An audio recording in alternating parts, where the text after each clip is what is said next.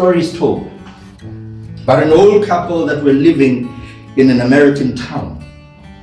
And they came across bad times and decided that they were going to go back to their original home, and they were going to live in the wife's old parents' house. It was still erect, it was still functional, so they decided that they were going to go on a boat down on the banks of the Mississippi where the house was.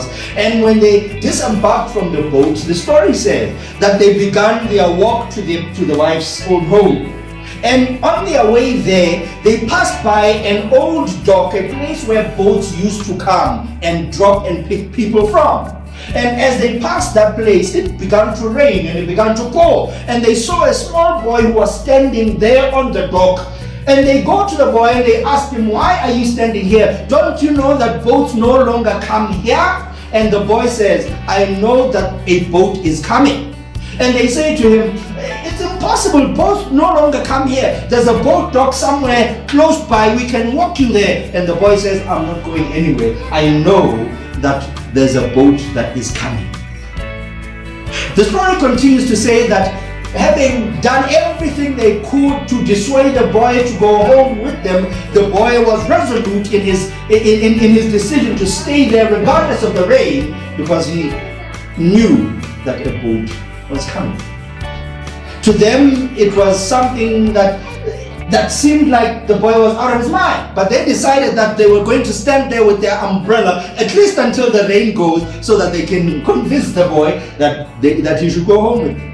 So they stood there with the boy under the umbrella, and as they stood there for hours and hours, as the rain poured and they began to get cold, they saw a steamboat coming their way.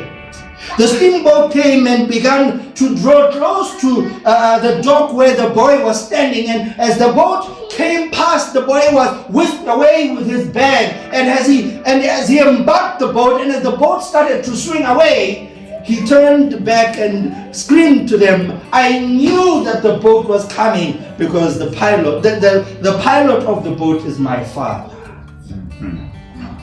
It then dawned to them that the certainty of the boy, the resoluteness of the boy, was not so much in the certainty of that the place does attract boats, but it was in the man who was his father, who had promised that he will come that way. I want to posit to you today, beloved friends, as we close, that we stand at an old dock.